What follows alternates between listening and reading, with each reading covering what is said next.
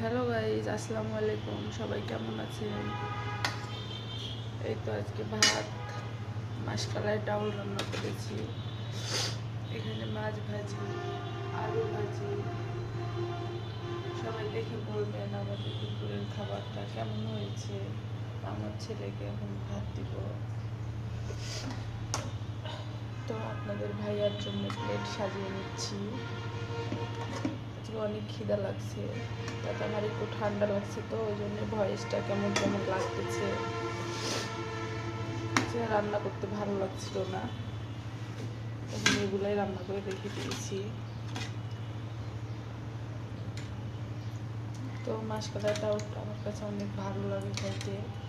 আমার ঠান্ডা লাগছে, তারপরেও মাসকলাইটাও রান্না করেছি।